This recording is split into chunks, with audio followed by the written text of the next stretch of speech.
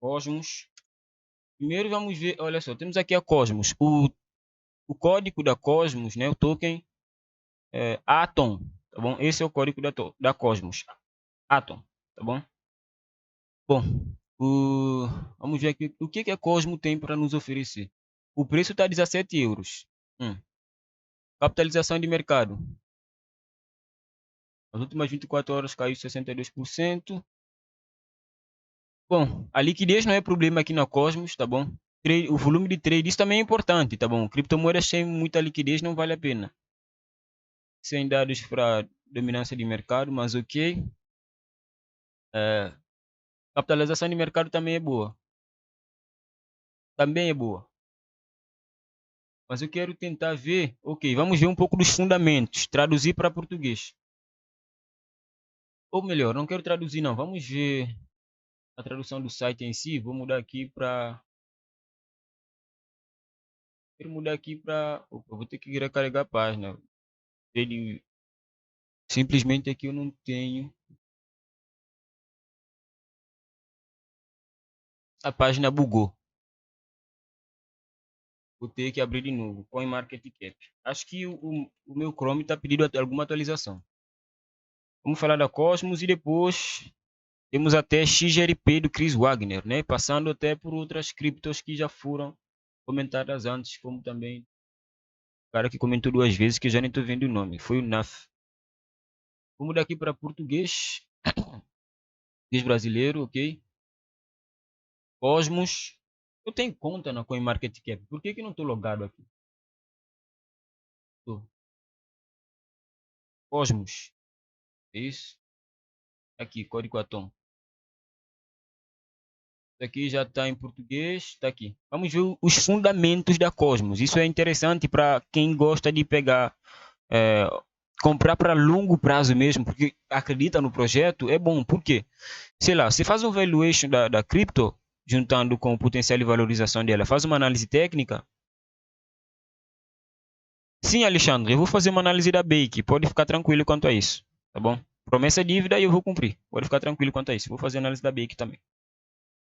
Ok, quem são,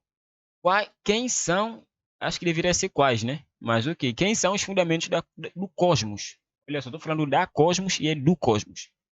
Os cofundadores do Tendermint, ok, a porta de entrada do ecossistema Cosmos, ok. Isso é um ponto interessante. A Cosmos vai ser um ecossistema. Então eu já posso dizer que ela vai ser algo parecido com o Ethereum. Vocês sabem que dentro do Ethereum, da rede Ethereum, tem várias criptomoedas que são criadas. Espero que vocês saibam disso. Ou seja, Ethereum é uma plataforma, tem o token Ether, que é da plataforma Ethereum, que é utilizado dentro da rede Ethereum. E dentro da Ethereum você tem várias criptomoedas que foram criadas lá dentro. Tá chegando. Eu tô de olho aqui no chat. Tô com o celular aqui aberto. Tô de olho no chat, Alexandre. Então, isso aqui é algo interessante.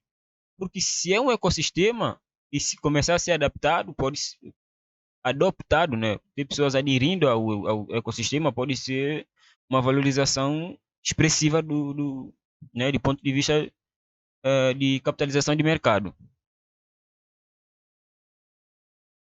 Embora ainda conste como arquiteto principal, ele largou o cargo de CEO em 2020. Ok, o CEO que fundou, né, que veio com a cripto desde a criação, basicamente foi o que eu entendi aqui, já largou a cripto. Saiu em 2020. Ele alega ainda fazer parte do projeto, mas que está focado em outras iniciativas. Ok.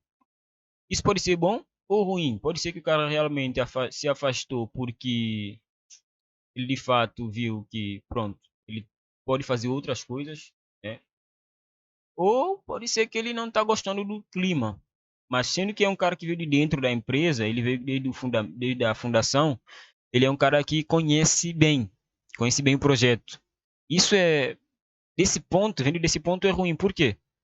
Você, se você não está no controle de um ativo, por exemplo, eu investi no Banco Itaú, eu não controlo o Banco Itaú, mas eu quero que quem controle e quem vai controlar o Banco Itaú, que a governança do Banco Itaú seja uma boa governança.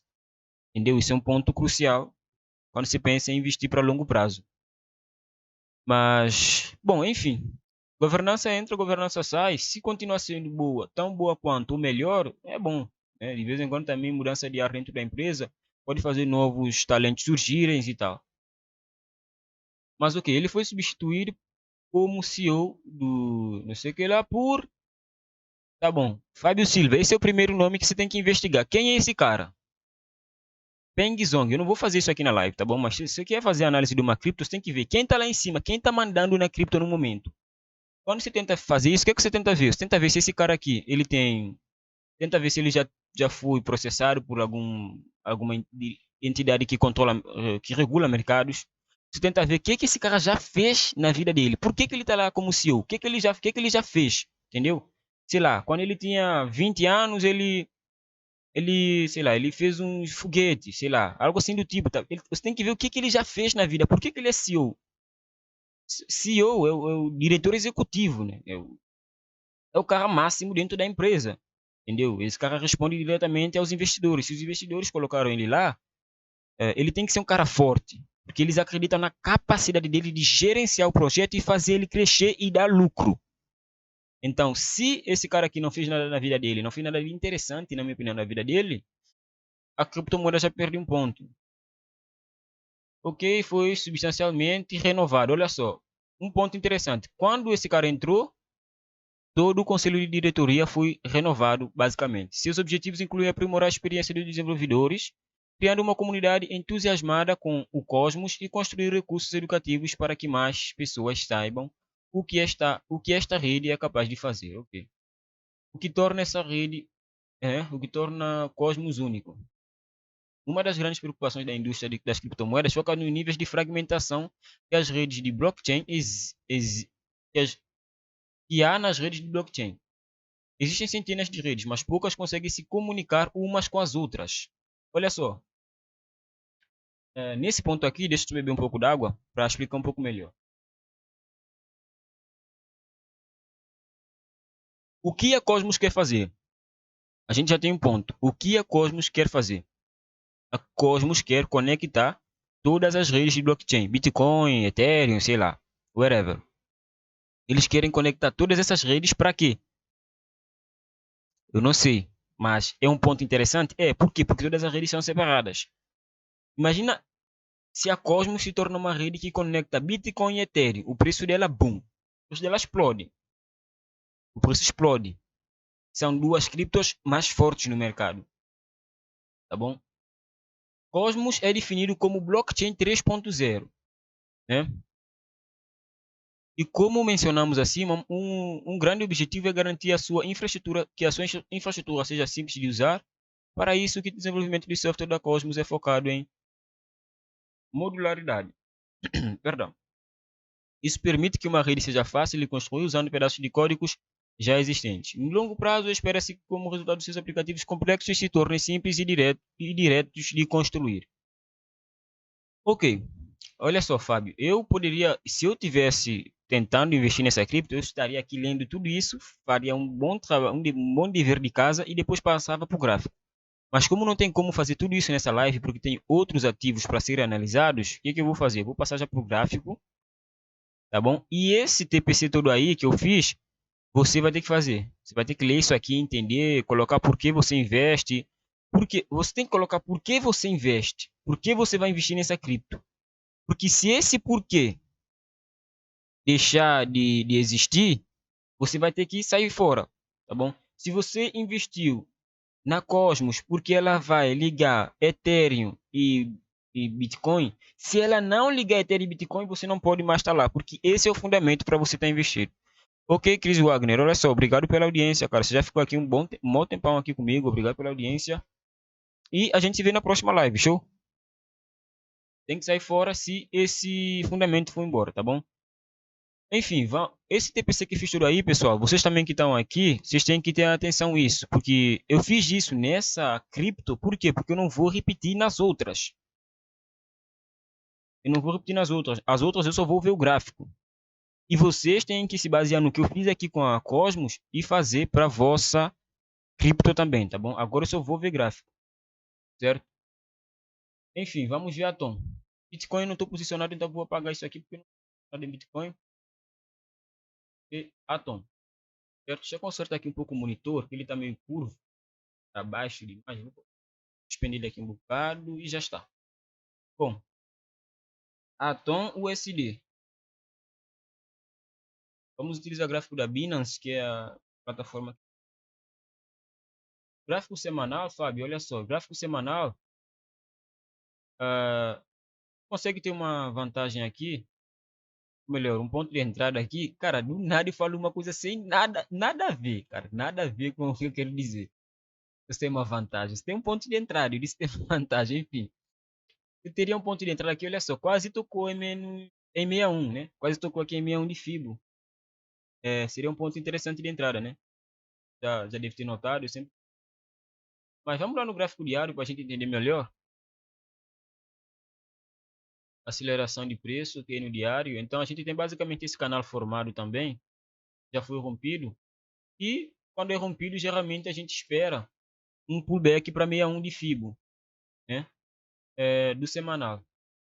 Tendo em conta que estava utilizando Fibo semanal. Se eu estivesse utilizando Fibo diária, eu já teria pego essa operação. Por quê? Porque no gráfico diário seria desse ponto para essa máxima e o preço chegou a 61 e veio muito abaixo de 61, para ser sincero. Olha só, chegou até aqui. Então já estaria posicionado desde 61. Ou não. Por quê? Se eu utilizasse Fibotrick aqui, eu falei com vocês, eu poderia preferir me posicionar em 127 ou até mesmo em 161. Ou possivelmente seria 127. Seria melhor a certo ponto. Isso aqui é uma análise só dessa região do gráfico, mas há muito para trás, né? Então a gente tem que ver também. Olha só, a Cosmos está no topo histórico dela nesse momento, né? Bora ver o gráfico lá na Coinbase, né? Atom, USD. Bora ver o gráfico da Coinbase, porque geralmente a Coinbase não é o mesmo. Geralmente os gráficos da Binance e da Coinbase, em algumas criptos específicas, elas se diferenciam. Mas o gráfico da Coinbase tá a mesma coisa. Então aqui eu espero, sinceramente, para você, Fábio, eu espero que o preço faça um pullback para 61 e volte a cair para 61, tá bom? Eu espero que isso aconteça.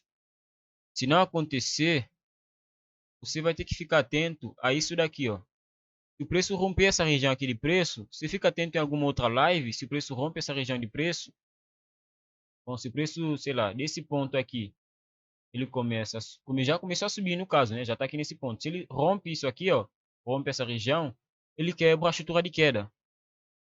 E quebrando a estrutura de queda, é possível que ele já não volte para 61. Então, se romper essa região aqui, você fica atento e, sei lá, em alguma outra live você me fala, olha só, Dinei, a análise que você fez, pá, tal, o preço já rompeu a estrutura. Se você puder fazer outro, eu agradeço, algo assim do tipo, e a gente vê, tá bom? Eu vou deixar o link dessa análise aqui na, né, chat. O Fábio fica atento. Então, Fábio, fica atento aí. O link já está ali.